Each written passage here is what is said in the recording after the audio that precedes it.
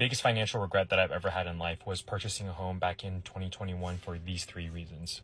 Number one, I had to put a 30% down payment on my home. My down payment was roughly around $330,000. I bought my 2-bedroom, 3-bath townhome for $910,000. And the reason why we had to put so much down at the time was just because of my income. I was only making around, I think, $100,000 to $110,000. That was the only way we could get the math work. Now, my monthly mortgage payment, if you factor in interest, taxes, HOA, etc., it's roughly around $4,200. If I was renting right now, I could probably rent a really nice 2-bedroom condo or apartment for $3,500. So that would save me $700 a month.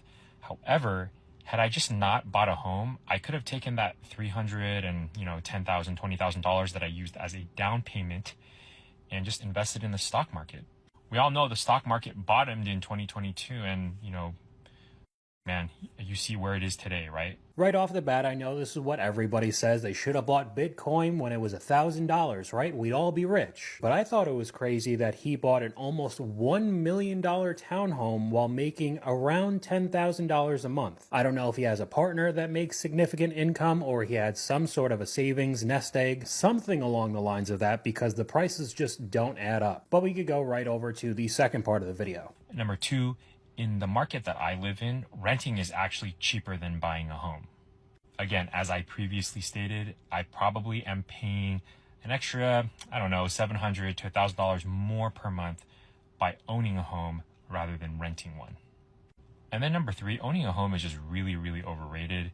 There's maintenance that you have to worry about. I've already had to replace an AC, and my home is like 3 to 4 years old. So it's actually really, really new.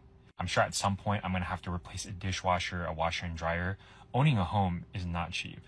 There are a lot of expenses that come with maintaining a home, and you have to do it yourself. If I lived in an apartment complex, I could call the landlord and then they would send somebody to help me fix the problem. So he already had to replace his AC in a 3 to 4 year old construction build. An almost $1 million new construction build, might I add, which is a little bit of foreshadowing to what we're going to see later in the video. But rent prices have been going down recently across many cities all over the US. So he's currently paying even more money to own a most likely overpriced new construction townhouse and is already having to deal with things breaking like the AC we're about to see can be extremely expensive as well.